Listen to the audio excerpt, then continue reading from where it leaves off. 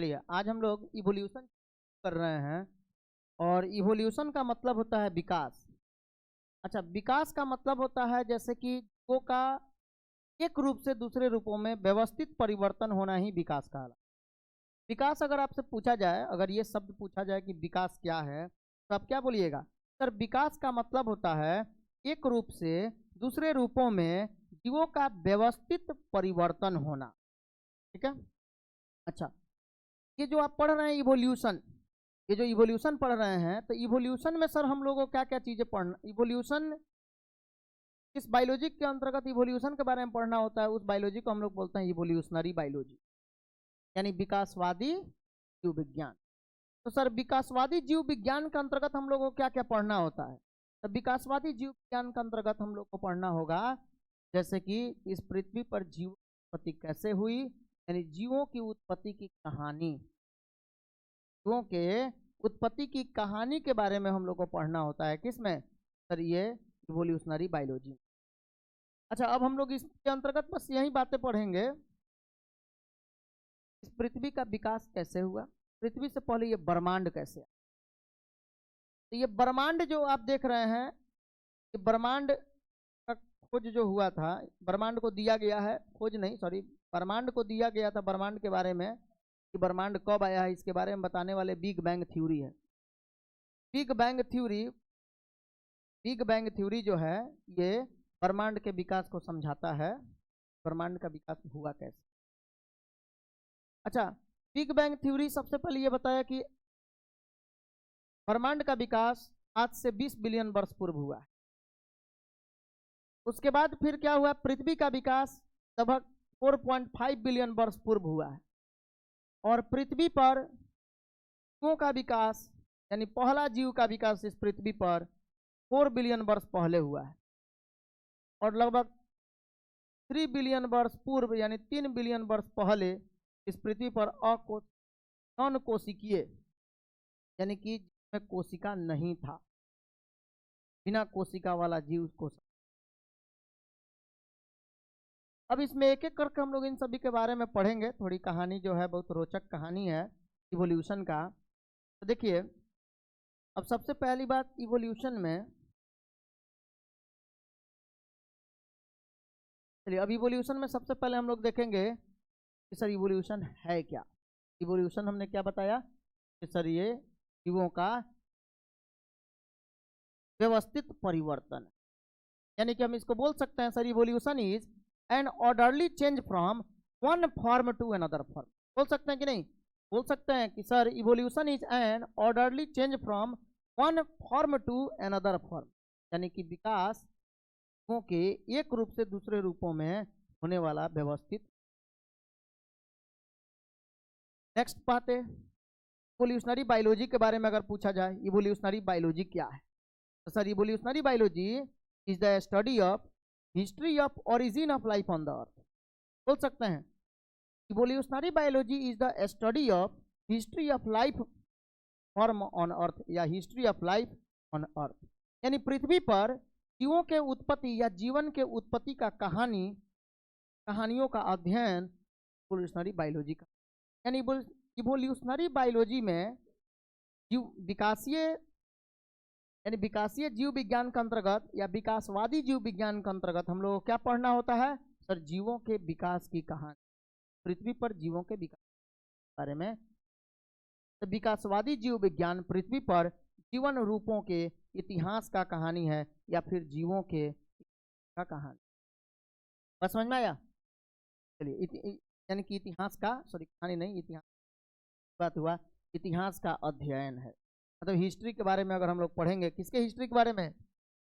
जीवों के विकास का, जीवों के उत्पत्ति के हिस्ट्री के बारे में, तो उसी को बोला जाता है इवोल्यूशनरी बायोलॉजी।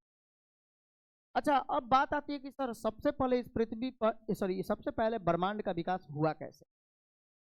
तो ब्रह्मांड का विकास जो है ये कैसे हुआ, जीवों की उत्पत्ति कैसे हुई, पृथ्वी का उत्पत्ति कैसे हुआ, पृथ्वी पर सबसे पहला जीव कैसे आया, तो उसको हम लोग पढ़ते हैं ओरिजिन ऑफ लाइफ, यानी कि जीवन की उत्पत्ति। ओरिजिन ऑफ लाइफ का मतलब क्या होता है? जीवन की उत्पत्ति। तो अब आपको हेडिंग डालना होगा जीवन की उत्पत्ति, ओरिजिन ऑफ लाइफ। चलिए अब ऑरिजिन ऑफ लाइफ में हम लोग को देखना है सबसे पहले एक बिग बैंग थ्योरी के बारे में समझ, क्योंकि इस पृथ्वी के विकास से पहले पहले तो ब्रह्मांड का विकास हुआ, क्योंकि जो ब्रह्मांड इतना बड़ा है कि पृथ्वी उसमें एक कणिका के समान। तो हम लोग को इस ब्रह्मांड के बारे में जानना है। सर, ब्रह्मांड का विकास आज से 20 बिलियन वर्ष पूर्व एक बहुत बड़ा ह्यूज एक्सप्लोजन यानी कि एक बहुत बड़ा विशाल विस्फोट के कारण हुआ था। एक इजिप्टा नामक उल्का पिंड पृथ्वी से टकराया था, और ये बिग बैंग थ्योरी इस बात को का साबित है, यानी बिग बैंग थ्योरी इस बात को बताती है। बिग बैंग थ्योरी के अनुसार बिग बैंग थ्योरी के अनुसार यानी बिग बैंग सिद्धांत के अनुसार ब्रह्मांड का विकास एक बहुत बड़ा विस्फोट के कारण हुआ था, जो आज से 20 बिलियन वर्ष पूर्व हुआ। बात समझ में आया? अच्छा, अब वो कौन सा उल्का पिंड था जो पृथ्वी से टकराया था? सर, इजिप्टा नाम था उसका, जो पृथ्वी से टकराया था, और वो पृथ्वी पर इतना टुकड़ा हुआ था, जहां पृथ्वी पर जैसे ही गिरा ना, ऐसा हुआ कि समझिए कि वहां से राख लावा उड़ना शुरू कर दिया हवा के बाद। राख लावा जो है, पृथ्वी आग उगलने लगी, और आग का चट्टान ऐसा लग रहा था कि पिघलता हुआ द्रव्यमान चारों तरफ में फैला हुआ है। इस तरह का एक हाहाकार। उस समय डायनासोर का राज हुआ करता था। डायनासोर पृथ्वी पर भी थे, और डायनासोर जो है ये आसमान में भी उड़ रहे थे। चलने वाले भी थे, दौड़ने वाले, कूदने वाले, हर तरह के। सिर्फ और सिर्फ बात अगर होती थी उस समय तो डायनासोर की। तो उस समय जो डायनासोर पृथ्वी पर थे, ये तो समझिए कि पृथ्वी क्या हुआ, मतलब पृथ्वी एक समझिए कि एक परत जो है वो घूमने लगा, एक परत मूव करने लगा, और उसमें जितना जीव आया सबको अपने चपेट में लेते। पृथ्वी का एक लेयर जो है ये पूरा हट गया, और पूरा का पूरा हर तरफ आग ही आग निकल रहा, यानी कि समझिए ज्वालामुखी फटा।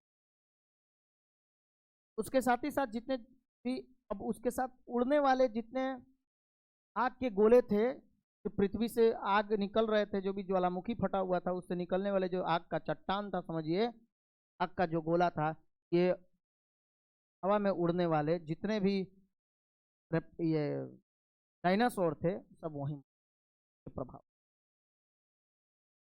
उसके बाद अब ब्रह्मांड की विकास शुरू, ब्रह्मांड का विकास। तो आज से 20 बिलियन वर्ष पूर्व ब्रह्मांड का विकास हुआ है, इस बात को याद रखो। ठीक है। उस समय में पृथ्वी का तापमान लगभग 800 डिग्री सेल्सियस 800 डिग्री सेल्सियस तापमान था उस समय। अब समझिए कि इजिप्टा इतना खतरनाक ये उल्का पिंड था कि लगभग लगा था कि पृथ्वी पर 20 हाइड्रोजन बॉम्ब को गिरा दिया गया। एक जगह 20 हाइड्रोजन बॉम्ब गिरा, और समझिए कि वो कितना खतरनाक तरह का कुछ, पूरे के पूरे तहस नहस। उसके बाद क्या हुआ सर? अब तो जो ब्रह्मांड बना था 20 बिलियन वर्ष पूर्व, जिस ब्रह्मांड की उत्पत्ति हुई थी, अब big billion theory states that, यानी कि big bang theory states that, ये बताती है कि universe originated about 20 billion year ago by a singular huge explosion. यानी कि बिग बैंग सिद्धांत ये बताता है कि पृथ्वी की उत्पत्ति ब्रह्मांड की उत्पत्ति आज से 20 बिलियन वर्ष पूर्व एक बहुत बड़ा विस्फोट के कारण हुआ है, भयानक विस्फोट के कारण। ठीक है, चलिए विस्फोट हो गया, यानी कि इस तरह से ब्रह्मांड का विकास तो हो गया। अब ब्रह्मांड का जो विकास हुआ उसके बाद धीरे धीरे पृथ्वी का विकास होना शुरू हुआ। लेकिन ब्रह्मांड जो आपका था 20 बिलियन वर्ष पूर्व बना था, लेकिन पृथ्वी का विकास हाल ही में हुआ है 4.5। तो 20 में और 4.5 में बहुत अंतर है। तो 20 बिलियन वर्ष पूर्व पहले बना हुआ था ब्रह्मांड, और उसके बाद 4.5 बिलियन वर्ष पूर्व जो है ये पृथ्वी का विकास हुआ। याद रखिएगा, यानी कि पृथ्वी का विकास सर 4.5 बिलियन वर्ष पूर्व हुआ है। ठीक है। लेकिन जो उस समय प्रारंभिक पृथ्वी जो बना था ना, समझिए कि आप घर बना दिए लेकिन उसको अभी ढाले नहीं है, इस तरह की स्थिति थी। उस प्रारंभिक पृथ्वी पर हर तरफ वाटर वेपर था, जलवाष्प था, चारों तरफ में आग ही आग थे। हाई टेम्परेचर 200 से 800 डिग्री सेल्सियस का तापमान था इतना। और उसके साथ ही साथ अमोनिया, मीथेन, कार्बन डाइऑक्साइड, ये एक परत बना हुआ था पृथ्वी के सतह के ऊपर। जो प्रारंभिक पृथ्वी था, हाई टेम्परेचर था कि वहां जीव को उत्पन्न होने का कोई संभावना ही नहीं है। दूसरी बात, जो आग धधक रही थी, जो बिग बैंग थ्योरी जो बताई है कि ये उल्का पिंड के कारण जो आग धधक रही थी, आग बुझने का नाम ही नहीं ले रहा था। क्यों? क्योंकि सूर्य से आने वाली पराबैंगनी विकिरणें जो है पृथ्वी के संपर्क में आ रही, और संभव ही नहीं है कहीं से पृथ्वी पे मौजूद आग बूझे। क्यों? सूर्य से आने वाला पराबैंगनी विकिरण अल्ट्रावायलेट रेज सीधे पृथ्वी की सतह पर आ रही थी। यानी समझिए कि घर तो बना है, और उस घर के ऊपर अगर छत नहीं हो तो जितना धूप होगा सब से पड़ेगा ना जी। उसी तरह का हमारा ये ब्रह्मांड, उसी तरह का हमारा ये धरती थी। लेकिन अचानक क्या हुआ, तो वहीं अब हम लोग क्या देखेंगे कि सर उस समय जिस जो पृथ्वी थी, प्रारंभिक पृथ्वी, यानी कि जो 4.5 बिलियन वर्ष पूर्व जो पृथ्वी देखा गया, जो मिला, उस पृथ्वी पर वायुमंडल नहीं। There was no atmosphere on early earth, यानी प्रारंभिक पृथ्वी पर वायुमंडल नहीं। फिर क्या था सर? वहां था वाटर वेपर, मीथेन अभी बताए हमने, कार्बन डाइऑक्साइड, अमोनिया, ये सब के सब रिलीज हो रहा था। किससे सर? मोल्टेन मास से, जो पृथ्वी के सतह को कवर किया हुआ, ढका हुआ। मोल्टेन मास का मतलब हुआ पिघलता हुआ द्रव्यमान। मतलब समझिए कि हर तरफ में पिघल रहा है, जहां देखिए वहां से ये सारी चीजें पिघल रही है, और पिघल कर पूरे पृथ्वी के सतह को, ये सतह को ढकी हुई, कवर किया हुआ है, सतह को ये कवर किया हुआ। मतलब कि समझिए जहां जहां मोल्टेन मास था, यानी कि कुछ द्रव्यमान था जिसमें से कुछ चीजें पिघल रही हो, ऐसा लग रहा था। और पिघल कर ये सतह को पूरा का पूरा ढका हुआ था, जिसमें क्या क्या थे सर? उस समय प्रारंभिक पृथ्वी पर water vapour, CH4, CO2, NH3 यानी ammonia, carbon dioxide, methane gas, जलवाष्प इत्यादि वहां मौजूद थे, जो पृथ्वी के सतह को ढके हुए थे। अच्छा, उसके बाद क्या हुआ तो सर अब धीरे धीरे अब क्या होता है कि पृथ्वी के अब ठंडा होने के उपाय की जाए। जब तक पृथ्वी ठंडा नहीं होगा, पृथ्वी का निर्माण तो हो गया, लेकिन पृथ्वी जब तक ठंडी नहीं हो सकती है तब तक क्या नहीं हो सकता सर? जीव का निर्माण हो ही नहीं सकता। क्या जी? जीव का निर्माण नहीं हो सकता। अच्छा चलिए, ये बातें समझ में आ गया ना? देख लीजिए एक बार, स्क्रीन से हम अलग हट गए। उसके बाद क्या होता है, ये जो वाटर वेपर यहाँ मौजूद था, जो वाटर मौजूद था थोड़ा बहुत, अब सूर्य से पड़ने वाले पराबैंगनी विकिरण, सूर्य से आने वाले अल्ट्रा वायलेट रेज क्या कर रहे थे sir? The ultraviolet rays from the sun, सूर्य से आने वाली पराबैंगनी विकिरणें ये वाटर को, जल को H2 और O2, हाइड्रोजन गैस में और ऑक्सीजन गैस में तोड़ दे रही थी। और वहां से ये जो ऑक्सीजन गैस है, ये कंबाइन हुआ किसके साथ सर? ये मीथेन के साथ और अमोनिया के साथ कंबाइन हुआ, और फिर यानी आपस में मिला, और मिलकर क्या बनाया? वाटर का निर्माण किया और कार्बन डाइऑक्साइड का निर्माण किया। वही बात है, देखिए ऑक्सीजन कंबाइंड विथ NH3, यानी ऑक्सीजन अमोनिया के साथ और मीथेन के साथ मिलकर जो यहाँ ऑक्सीजन बना है, ये ऑक्सीजन अमोनिया के साथ और मीथेन के साथ मिलकर ये वाटर यानी कि जल और कार्बन डाइऑक्साइड का। इसके बाद क्या हुआ, ये प्रक्रिया भी लंबी समय तक चलती रही होगी, और तब जाकर ओजोन लेयर यानी कि ओजोन परत का, जैसे ही ओजोन परत का निर्माण हुआ, अब क्या होगा भाई? पृथ्वी को ठंडक मिले, ओजोन परत, ओजोन लेयर वाज फॉर्म्ड, तब जाकर ओजोन परत का निर्माण हुआ। और ओजोन परत के निर्माण के बाद अब धीरे धीरे पृथ्वी होने लगी, और जो जलवाष्प मौजूद थे, जो वाटर वेपर मौजूद थे, वो कई वर्षों तक बारिश के रूप में गिरने लगे, और इस तरह से महासागरों का, बात समझ में आया? महासागरों का निर्माण हुआ। एज इट कूल्ड, यानी अब पृथ्वी जैसे जैसी ठंडा होने लगी, यानी यह जैसे जैसे ठंडा हुआ, कौन? पृथ्वी, द वाटर वेपर यानी कि जलवाष्प जो था फेल एज रैन, ये पानी के रूप में गिरने लगा, और टू फॉर्म ओशियन, और इससे किसका निर्माण हुआ सर? समुद्र का, महासागरों का निर्माण। बात समझ में आया? देखिए जैसे ही यह ठंडा हुआ, जलवाष्प महासागरों को बनाने के लिए बारिश के रूप में गिर गया, मतलब जलवाष्प जितना था वो बारिश के रूप में गिरने लगा, जिससे महासागरों का निर्माण। बात समझ में आया? चलिए अब हम लोग बढ़ते हैं आगे की ओर। चूंकि मान लीजिए अब पृथ्वी जो है उसके कैपेबल हो गई है, उसके सक्षम हो गई है, क्या चीज के सक्षम सर? पृथ्वी अब धीरे धीरे ठंडा होने लगा, मतलब कि अब इस पर जीव का विकास हो सकता, यानी कि ये समय भी बहुत गुजर गया था। ऐसा नहीं है कि हाँ तुरंत कल पृथ्वी बनी और आज जीव की उत्पत्ति हो गई। इसके लिए अब 4.5 बिलियन वर्ष पूर्व पृथ्वी का निर्माण हुआ था, तो 4 बिलियन वर्ष पूर्व जीव का उत्पत्ति। तो life appeared almost 4 billion year एगो। इसमें हम लोग बयां और मया की बात करते हैं। जहां बयां मिलेगा BYA बयां यानी बिलियन ईयर एगो, मतलब बिलियन वर्ष पहले। जहां मया मिलेगा यानी मिलियन ईयर एगो, मतलब मिलियन वर्ष पहले। ठीक है, इस तरह से यानी कि लाइफ जो है पृथ्वी पर 4 बिलियन वर्ष पूर्व यानी जीव की उत्पत्ति हुई। बात समझ में आया? अब जैसे ही जीवन का उत्पत्ति हुआ, यानी 4 बिलियन वर्ष पूर्व जब जीवन दिखाई दिया, तो अब देखिए उसके बाद क्या हुआ कि अब बात यहां छिड़ा, इस पृथ्वी पर सबसे पहले जीव। मान लीजिए कि वो कहावत आप सुने हुए हैं, पहले मुर्गी आई कि अंडा। तो अब कहावत यह आया, मुर्गी आई कि अंडा। आप अगर ऐसे कोई भी क्वेश्चन आपसे पूछे, जो पूछने आए उससे बोलिएगा ना तो मुर्गी आई थी और ना ही मुर्गा, सॉरी ना ही मुर्गी आई ना ही अंडा, पहले आया था मुर्गा, और वो हैं आप जो पूछे उससे। क्या है कि आप इसमें मुर्गी बोलिएगा तो भी आंसर गलत है, और अंडा बोलिएगा तो भी आंसर गलत है, क्योंकि मुर्गी बोलिएगा तो अंडे से आया होगी, और अगर मान लीजिए कि अंडा बोलिएगा तो मुर्गी से आया होगा।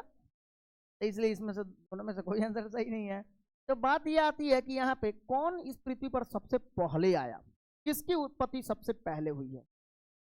अब इसके लिए अलग अलग वैज्ञानिकों ने अपना सिद्धांत दिया कि भाई हम तो अपना कन्फर्म ये बात बता दे रहे हैं, विकास हुआ, पृथ्वी का विकास हुआ, पृथ्वी पर जब जीव का विकास, अपने अपना बात बता दे रहे हैं। बाकी अगर कोई होंगे तो अपना आप उस समय के बारे में आप बताइएगा, लेकिन हम नहीं तो ये कन्फर्म बोल दिए। इसका मतलब अगर हम कोई भी बात आपको बता रहे हैं तो ये एविडेंस के आधार पर बता रहे हैं, प्रमाण के आधार पर बता रहे हैं। जैसे अगर मान लीजिए कि हमारे यहाँ रामायण हुआ है, रामायण घटित हुआ है, महाभारत घटित हुआ है, इसका प्रमाण है। उसी तरह इस पृथ्वी का विकास हुआ है, इस पृथ्वी पर डायनासोर था, उसका भी विकास ये और वो आज इवॉल्व हो गया, आज इवोल्यूशन हो गया, ये इसका प्रमाण साक्ष्य है। अभी हम लोग थोड़ा देर आगे पढ़ेंगे एविडेंस ऑफ इवोल्यूशन, यानी कि विकास का प्रमाण। किस आधार पे आप विकास कर, यानी इसका प्रमाण तो होना चाहिए, यानी कि विकास का प्रमाण होना चाहिए। अब जैसे मान लीजिए कि किसके द्वारा विकास का प्रमाण मिलेगा, चट्टानों के द्वारा। चट्टानों की जगह जगह पे आप सुने होइएगा, जब खुदाई होती है तो खुदाई से पता चलता है कि चट्टान के बीच में कुछ एक बहुत बड़ा ये मगरमच्छ के समान संरचना दिखाई। तो देखिए ये क्या है ना कि लेयर वाइज लेयर पृथ्वी पर एक परत जमते जा रहा है, परत बाई परत बनते जा रहा है, एक परत के बाद दूसरा, दूसरा के बाद तीसरा, ये परत बनते जा रहा है। जब इसकी खुदाई करिएगा, जब ईरा में जाइएगा, अब पुरानी समय में, पुराने काल में जब जाइएगा, भौगोलिक स्केल के अनुसार से अगर मापिएगा, मान लीजिए बाबू ये देश आजाद और गुलाम की बात थोड़े है, अंग्रेज कब आए थे, ये तो ये सन याद रखिएगा। ये बात मया और बयां में ही होती है। तो मया और बयां की बात मतलब यहाँ पृथ्वी पर अंग्रेज के आने की बात खत्म, उसके पहले जितने लोग आए हैं उनसे भी पहले इस पृथ्वी का जब विकास हुआ है, जहाँ से उत्पत्ति हुई है, आप उसके बारे में पढ़ रहे हैं। इसका मतलब कि जो भी इवोल्यूशन दिया गया है, ये सब कोई ना कोई प्रमाण के बदौलत दिया गया। जैसे रामायण का प्रमाण आपको श्रीलंका में भी बहुत जगह पे मिलेगा। अच्छा, इंडिया में भी आपको मिल। तो इस तरह से ये प्रमाणित किया कि हाँ चलिए यहाँ यहाँ हुआ है, ये घटना हुई है। उसी तरह से डायनासोर का आज भी कंकाल मिल जाना, जो चट्टानों में दबा हुआ है फॉसिल्स के रूप में, वास्म के रूप में। कुछ पौधों का भाग मिल जाता है, कुछ पौधे ऐसे मिल जाते हैं जो चट्टानों में दबे रहते हैं, तो भी मिल जाते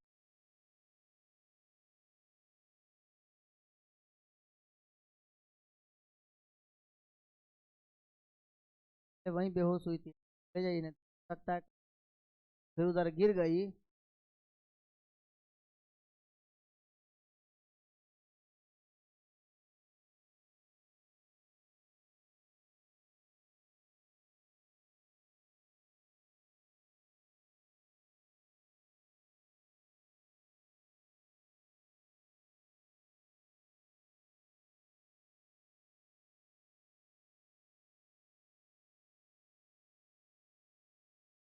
चलिए अब सुनिएगा। अच्छा, तो इस तरह से अब हम लोग एविडेंस ये देखेंगे, लेकिन सबसे पहले अब देखिए, अब कुछ वैज्ञानिक लोग उस समय जो भी वैज्ञानिक आए, अब बात उस समय की खत्म। अब हम लोग आ रहे हैं अपने काल, वर्तमान समय। आप लोग थोड़े समय के लिए चले गए थे तारों के दुनिया, चट्टानों के दुनिया में चले गए थे। आप सोचने लगे थे कि सर ये उल्का पिंड टकराया होगा तब हम कहाँ होंगे, यही सब कहीं मान लीजिए ऐसे सोच रहे होंगे। तो देखिए, अब हम लोग आते हैं अपने वर्तमान समय। अब वर्तमान समय में मान लीजिए कि इसी में से 4-5 आदमी जो है वैज्ञानिक हैं, तो आप ही कहिएगा, आपसे पूछा जाएगा कि बताइए इस पृथ्वी पर जीव की उत्पत्ति कैसे हुई है, जीव कैसे आया है, ये बोलिएगा ना। तो उसके लिए अब देखिए, अब उसके लिए कुछ अलग अलग एविडेंस दिया, सब सॉरी थ्योरी दिया गया। अब थ्योरी ये बताता है कि किस प्रकार से जीव उत्पत्ति हुई है, यानी जीव। अब देखिए, अब इसमें सबसे पहला थ्योरी जो है, थ्योरी ऑफ अबायोजेनेसिस। याद किए हैं, लोग याद कर लिए हैं।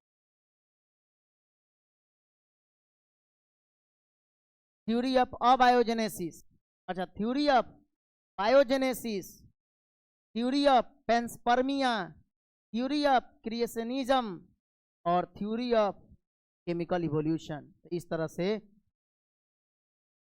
ये सब थ्योरी, जैसे theory of abiogenesis, theory of biogenesis, theory of panspermia, theory of creationism और थ्योरी ऑफ केमिकल इवोल्यूशन, ये कई बार पूछा भी गया है एग्जाम में। केमिकल इवोल्यूशन क्या आपके सेंटअप के पेपर में 2024 में, ठीक है, 25 के एग्जाम के लिए 24 में जो सेंटअप का पेपर।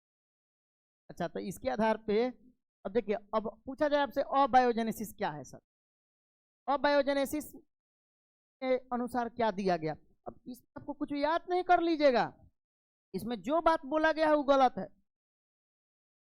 ऐसा सबसे पहले जो बोला होगा वो सबसे गलत, उसके बाद जो बोला उससे थोड़ा सही, उसके बाद उससे सही, उससे लास्ट में सही।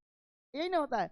मान लीजिए कि अगर किसी से हम क्वेश्चन पूछे, 4 को ऑप्शन होता है एक क्वेश्चन का, तो 4 ऑप्शन में से एक आदमी बोला, हम बोले ना गलत है, तीसरा ऑप्शन एक आदमी बोलेगा हाँ, तो तीसरा बोला तो एक आदू नहीं बोलेगा, क्योंकि जानता है कि भाई एक और दो नहीं हो सकता है, तभी वो सबका बोले हैं सर गलत। तो तीसरा आदमी बोलेगा सर तीसरा, थर्ड ऑप्शन, तो हम बोलेंगे ना ये भी गलत।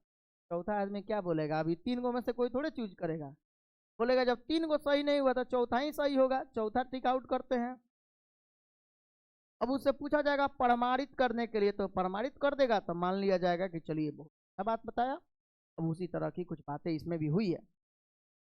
सबसे पहले थ्योरी ऑफ अबायोजेनेसिस में कुछ वैज्ञानिकों का यह मानना था कि इस पृथ्वी पर जीवों का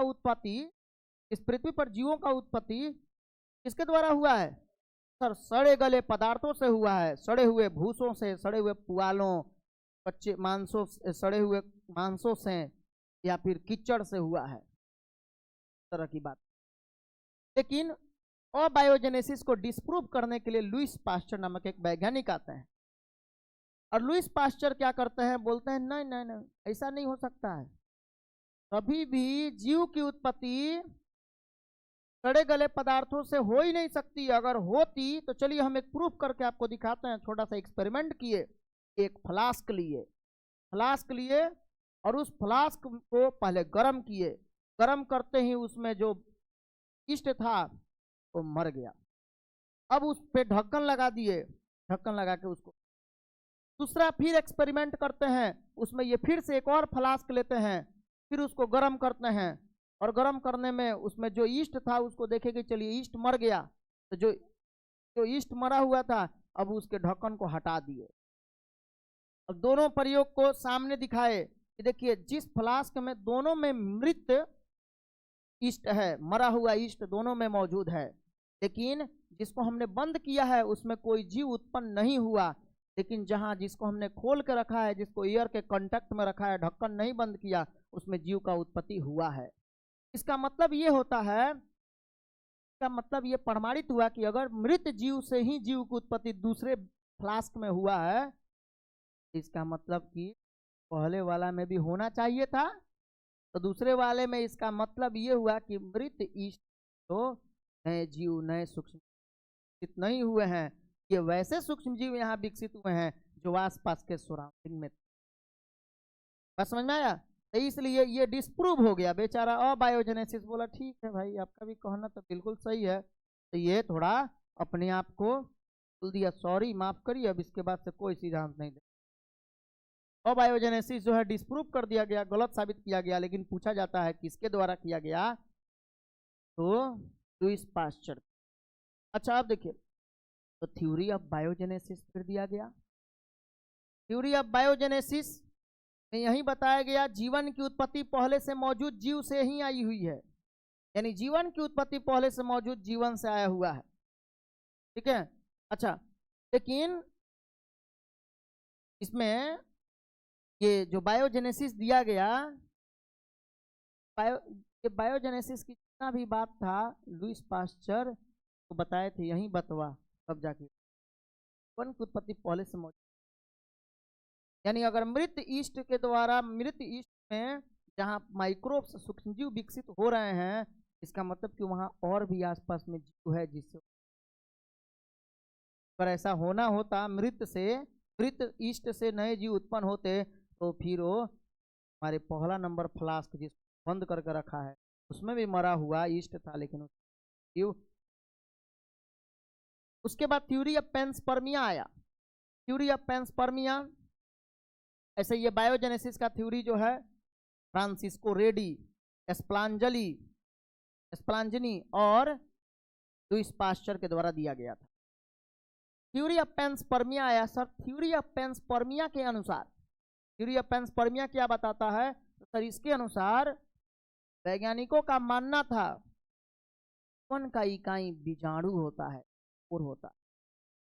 और पृथ्वी सहित अन्य ग्रहों पर अंतरिक्ष के द्वारा, यानी प्लानेटों पर, अन्य प्लानेट पर ऊपर से बीजाणु को गिराया गया, टपकाया, और जहां जहां बीजाणु गिरा है वहीं बीजाणु इस पूरे जीव, यानी जीवन की उत्पत्ति बीजाणु नामक इकाई।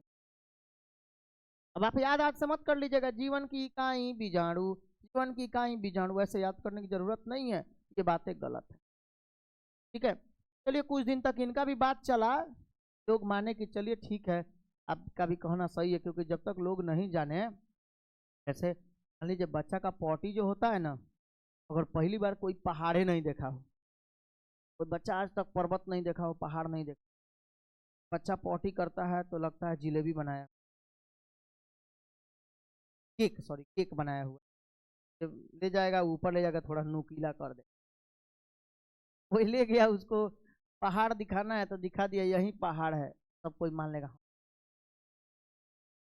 अब जब जानेगा पहाड़ इससे भी बड़ा होता है तब ना उसको पता चलेगा, लेकिन जब तक मान लीजिए कि वो नहीं देखा हुआ है, अब चींटी है तो चींटियां सब उस पर क्या सोच कर चढ़ रही होगी कि हम पहाड़े पर ना चढ़ रहे हैं, तो वही चीज है, जो जैसा जिस तरह का नॉलेज जिसको है उस हिसाब से वो अपने हिसाब से सोचता है, तो उस समय में जो जैसे बोला वैसे मान लिया गया।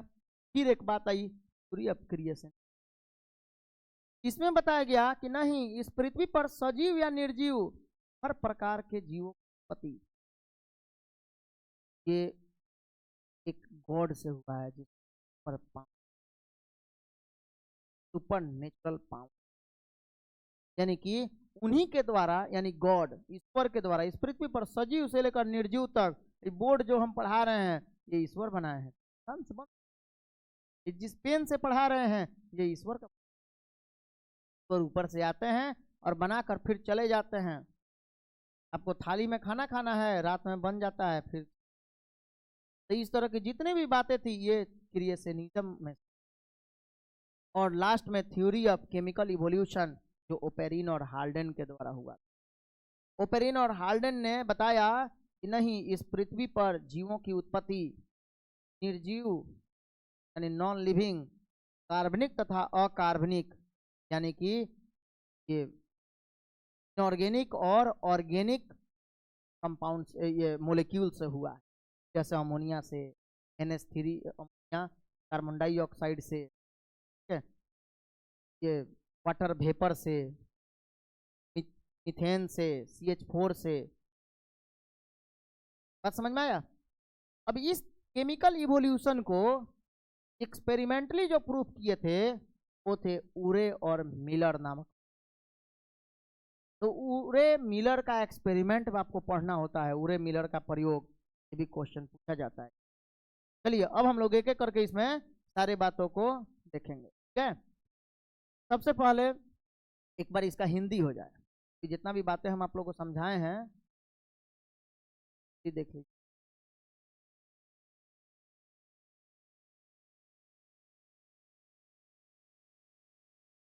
ठीक है, अब एक बार इसका हिंदी हम लोग देखें। क्या है सर इसका हिंदी? तो जीवोत्पत्ति का सिद्धांत, जनन का सिद्धांत, पेंसपर्मिया का सिद्धांत, सृष्टिवाद का सिद्धांत और रासायनिक विकास का। क्लियर है? तो एक बार आप लोग देख लीजिएगा, जो इंग्लिश अभी हमने उधर दिखाया था उसके बदले में आप अब इसको हम लोग एक बार सारे बातों को समझेंगे एक एक करके। अब इसमें सबसे पहले आपको हेडिंग डालना है थ्योरी ऑफ स्पॉन्टेनियस जनरेशन यानी अबायोजेनेसिस। अबायोजेनेसिस जीवोत्पत्ति का सिद्धांत। अब जरा इसको समझिएगा, इसी को स्पॉन्टेनियस जनरेशन कहते हैं। अच्छा, यहाँ क्या दिख रहा है आपको? सर एक मांस का टुकड़ा दिख रहा है जिस पर हमें कुछ पनपते हुए कीड़े दिख रहे हैं, और यहाँ सड़े हुए मिट्टी दिख रहा है यानी कीचड़ दिख रहा है जिसमें हमें कुछ ये केचुआ दिख रहा है। अच्छा, उसके बाद जो है सर हमें यहाँ कुछ भूसा दिख रहा है, सड़ा हुआ भूसा, जिसके द्वारा कुछ जीव उत्पन्न हो गए दिख रहे हैं यहाँ।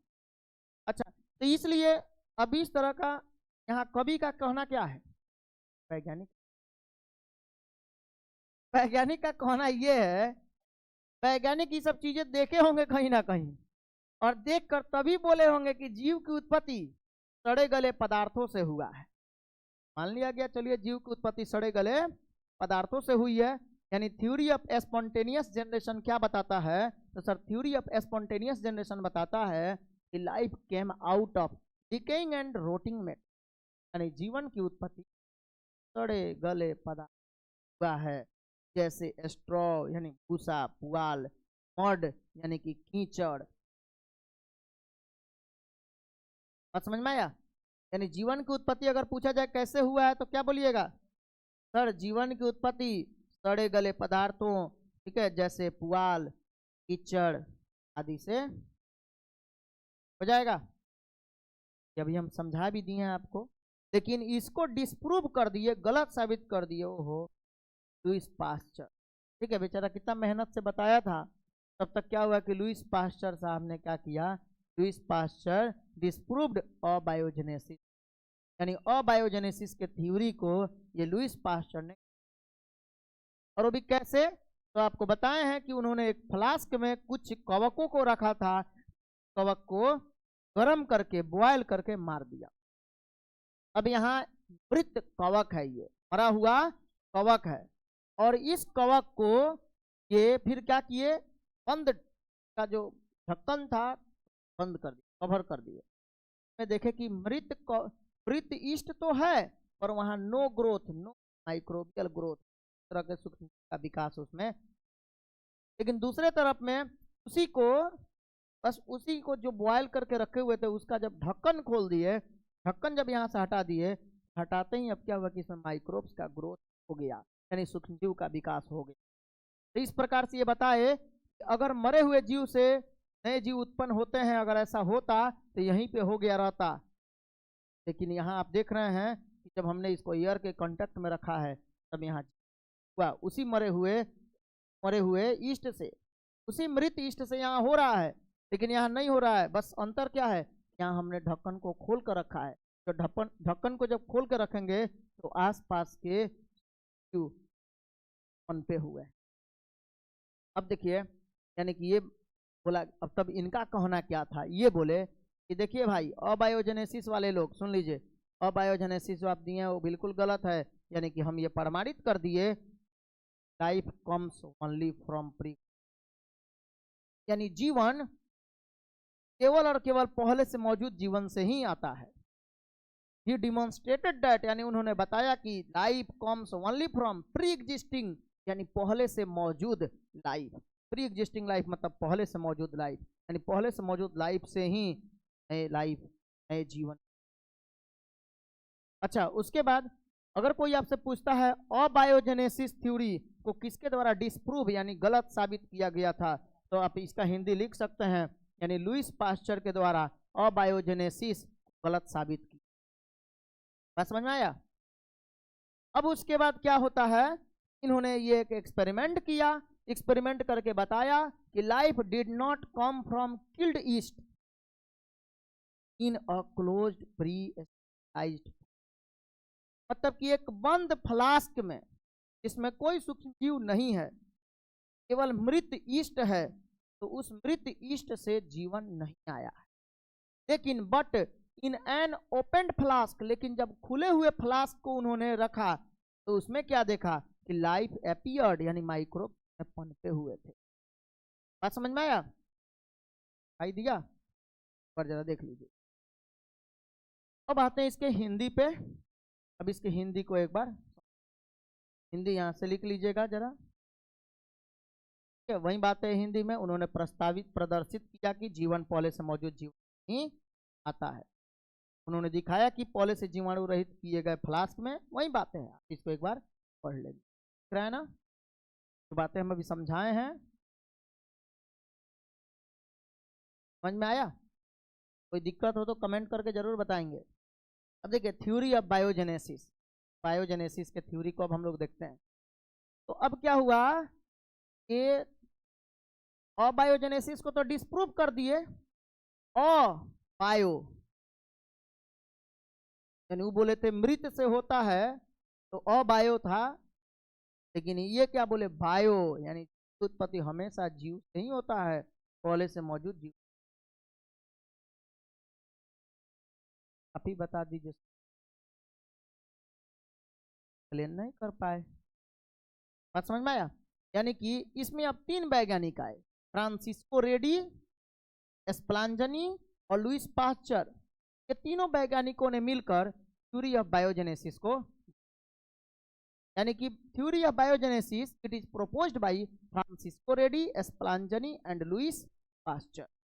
यानी कि सर इस सिद्धांत को किसके किसके द्वारा दिया गया है? सर यह फ्रांसिस्को रेडी, एस्प्लांजनी और लुईस पास्चर के द्वारा प्रस्तावित किया गया है। और इसमें बताया गया है कि जीव की उत्पत्ति पहले से मौजूद जीव से ही हुई है। जीव की उत्पत्ति पहले से मौजूद जीव से ही हुई है। यहाँ जीव की उत्पत्ति पहले से मौजूद, देख रहे हैं, जीव की उत्पत्ति पहले से मौजूद जीव से हुई है। लेकिन फिर पूछा गया, ये बताइए ठीक है, मनुष्य के बच्चा तो मनुष्य दोनों मम्मी पापा से आया, पर उनके मम्मी पापा किससे आए हैं? अच्छा ये बताइए, सबसे पहला मम्मी पापा कैसे आए थे? सबसे पहला जो आए थे यहाँ, ये कैसे आए थे? वही चीजें है, यानी कि इनसे प्रमाण जब पूछा गया तो ये नहीं बता पाए एक्सप्लेन। अब क्या हुआ सर, अब बायोजेनेसिस के बारे में बताया गया कि देखिए बायोजेनेसिस, वही भाषा लिखा गया। इसका अगर कोई पूछेगा आपसे बायोजेनेसिस का मतलब क्या हुआ, तो सर इट स्टेट्स दैट, तब इसके अनुसार या यह बताता है कि life originates from pre existence, यानी बायोजेनेसिस के अनुसार कहा गया कि जीवन की उत्पत्ति पहले से मौजूद जीवन से ही हुई है। यानी अंडे का विकास इससे हुआ है, यानी कि इस पौधे का विकास बीज से हुआ है।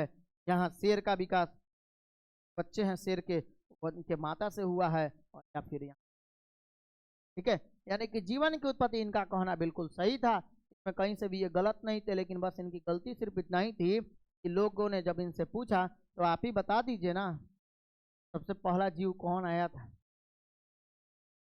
बात को ये प्लेन बात समझ में आया, यानी कि it does not explain origin of first life, यानी कि लेकिन यह पहले जीवन की उत्पत्ति का करता है। कौन नहीं करता है? थ्योरी ऑफ बायोजेनेसिस, यानी थ्योरी ऑफ बायोजेनेसिस जो है ये पहले जीवन की व्याख्या, पहले जीवन की उत्पत्ति का व्याख्या। चलिए इस तरह से बायोजेनेसिस दी गई।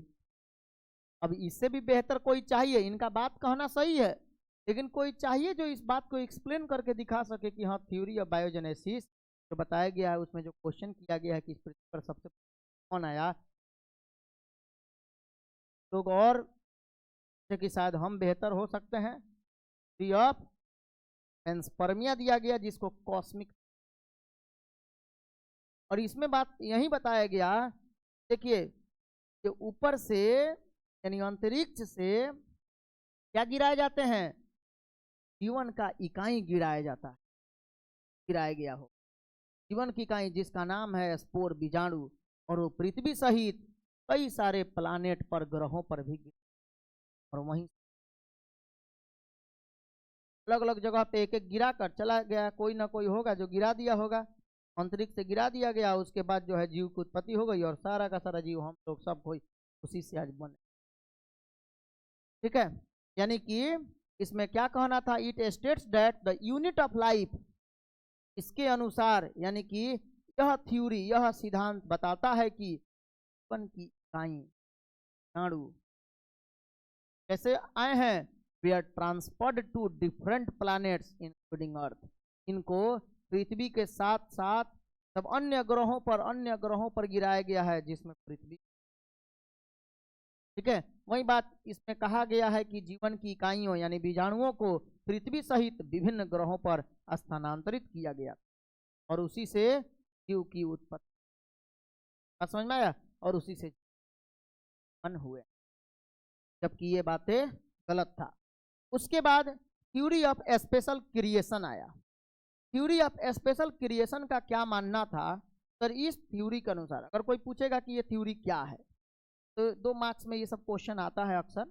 अगर पूछा जाए थ्योरी ऑफ स्पेशल क्रिएशन क्या है, तो इसके अनुसार इस पृथ्वी का निर्माण, और इस पृथ्वी पर जितने भी सजीव या निर्जीव है सबका और गॉड के दो। ठीक है, ये बातें समझ में आया, यानी it states that living and non living was created by some supernatural god. इसमें कहा गया है कि सजीव और निर्जीव किसी अलौकिक शक्ति, अलौकिक शक्ति और ये शक्ति पर के द्वारा बना हुआ है। बस समझ में आया, तो इस तरह का ये ध्यान जादू को स्पेशल बताता है। नेक्स्ट हम लोग का 5वां जो है इवोल्यूशन, ये थ्योरी ऑफ केमिकल, थ्योरी याद हो गया पूरा, साथ ही साथ याद भी करते चलिए, थ्योरी ऑफ केमिकल इवोल्यूशन, और बिल्कुल आसान तरीका से आपको यहाँ से समझ में आए। ठीक है, थ्योरी ऑफ केमिकल इवोल्यूशन के बारे में अब हम लोग इस बार समझे, बताए भी हैं आप लोग को। थ्योरी ऑफ केमिकल इवोल्यूशन को हाल्डेन और ओपेरिन के द्वारा दिया गया। हाल्डेन साहब जो थे ये इंग्लैंड के रहने वाले थे, और ओपेरिन साहब जो थे ये रूस के रहने वाले, याद रखिएगा इस बात को। यानी सर केमिकल इवोल्यूशन को किसके द्वारा दिया गया था, तो it is proposed by Oparin and Haldane, यानी इसे ओपेरिन तथा हाल्डेन के द्वारा प्रस्तावित किया गया था। यह ओपेरिन तथा हाल्डेन के द्वारा प्रस्तावित किया गया था। अच्छा, अब देखिए ओपेरिन कहाँ के रहने वाले थे और हाल्डेन, सर हाल्डेन जो थे ये इंग्लैंड के रहने वाले थे, हाल्डेन इंग्लैंड के रहने वाले थे, और ओपेरिन जो थे ये रूस के रहने वाले। ठीक है, ये बात याद रखिएगा, मैं पूछ दिया, बात समझ में आया। अब बोला गया कि सर केमिकल इवोल्यूशन मतलब क्या है, इसके अनुसार क्या बताया गया, जीवों की उत्पत्ति के बारे में क्या बताया गया था। इसके अनुसार बोला गया कि इस पृथ्वी पर जीवों की उत्पत्ति के द्वारा हुआ है, निर्जीव यानी नॉन लिविंग कार्बनिक तथा अकार्बनिक अणुओं से हुआ। देखिए वही बात है, it states that the first form of life was originated from non living inorganic and organic. यानी कि इसके अनुसार कहा गया कि जीवन का पहला रूप निर्जीव अकार्बनिक और कार्बनिक अणुओं जैसे H4, NH3, H2O, शर्करा, प्रोटीन, न्यूक्लिक एसिड इत्यादि से। यानी कि इनका मानना यह था फर्स्ट फॉर्म ऑफ लाइफ, जीवन का पहला रूप ओरिजिनेट हुआ है नॉन लिविंग से, यानी निर्जीव से। और वो भी कौन निर्जीव? तो निर्जीव अकार्बनिक, इनऑर्गेनिक मतलब अकार्बनिक, अकार्बनिक तथा कार्बनिक मोलेक्यूल यानी अणुओं से हुआ है, जैसे ammonia, methane CH4, NH3 ammonia, H2O water, sugar यानी शर्करा, प्रोटीन और न्यूक्लिक एसिड्स से। बात समझ में आया? ये इस बार आपके एग्जाम 2 मार्क्स में पूछा था, अगर आप इतना बात लिख के आए मार्क्स में।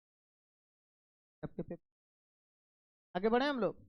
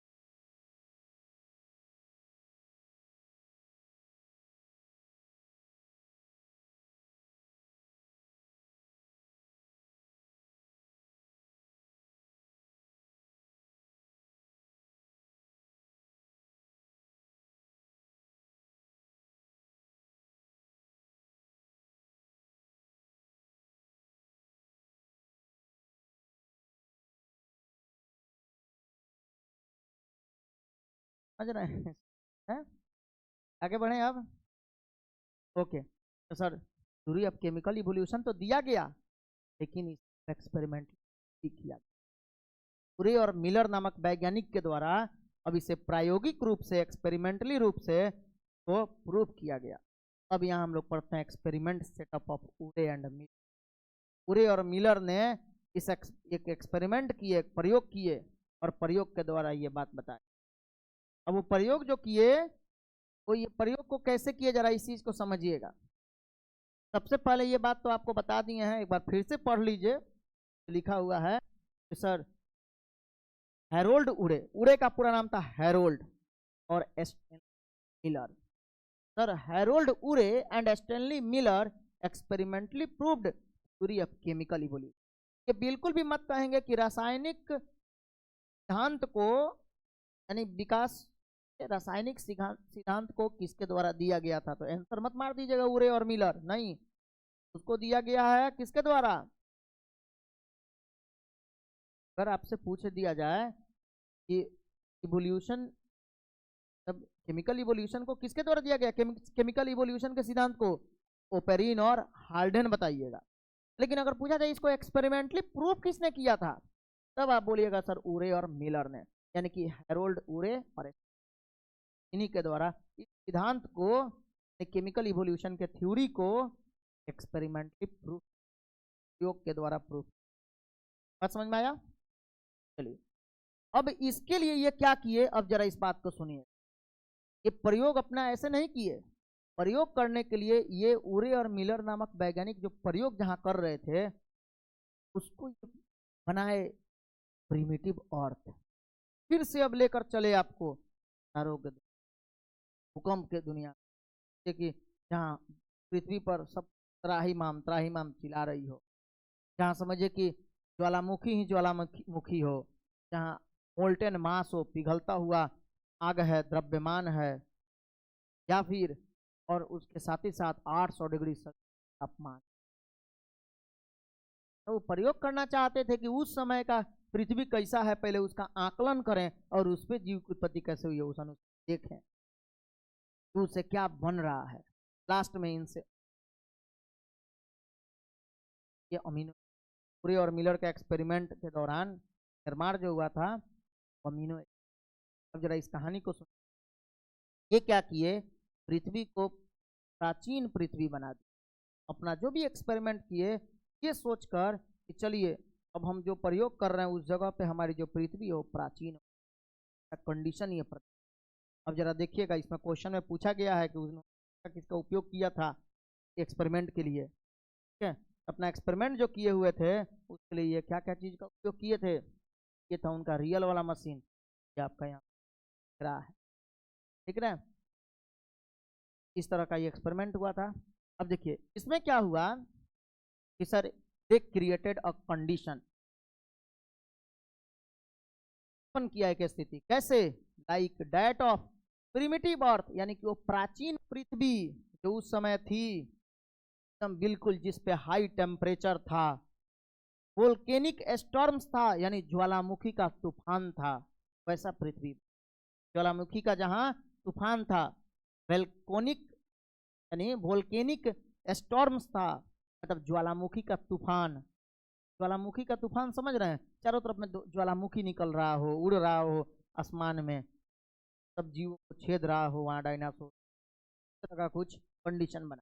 उसके बाद वहां एटमॉस्फेयर तो था नहीं, उसमें CH4 ammonia, methane, NH3 ammonia, H2O water और H2 गैस हाइड्रोजन गैस एक कम मात्रा, इस तरह का कुछ स्थिति बना दी है।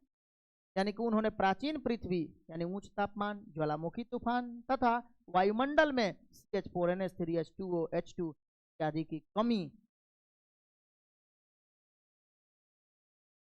बात यह है प्राचीन पृथ्वी जैसी पैदा।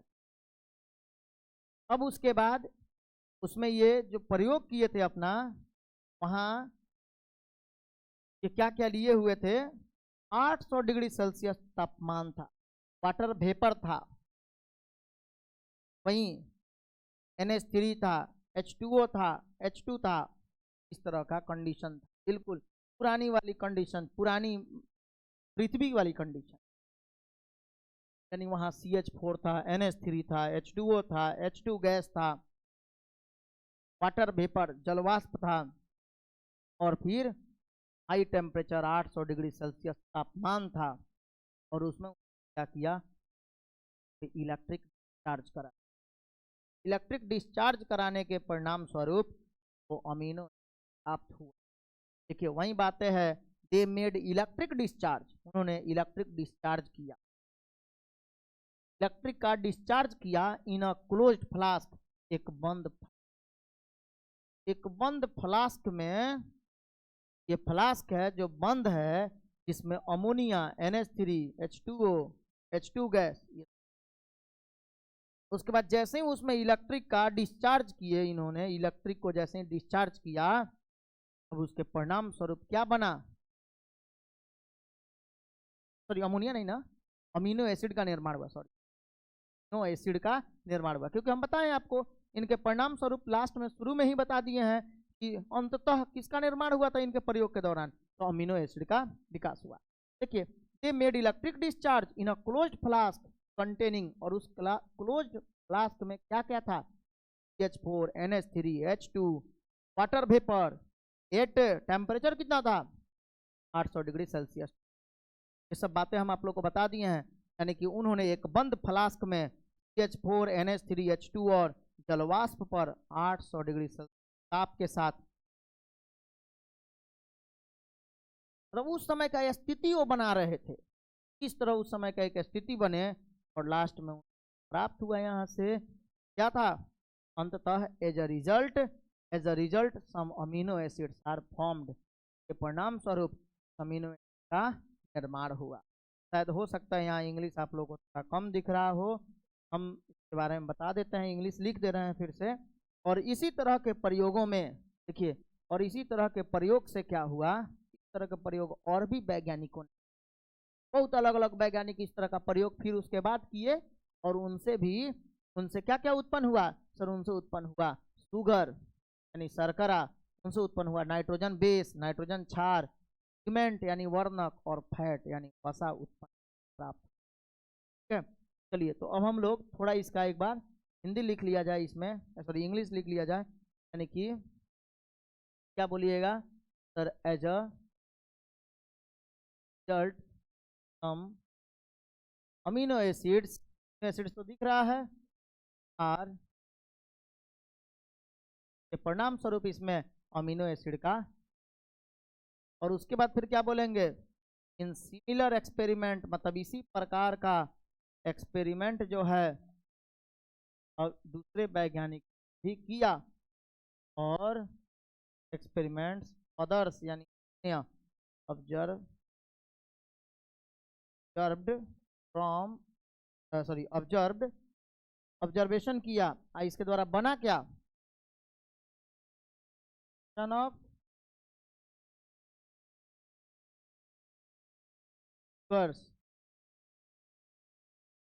नाइट्रोजन बेस यानी नाइट्रोजन क्षार, बेसेस, पिगमेंट्स वर्णकों, वर्णक पिगमेंट्स, पिगमेंट एंड का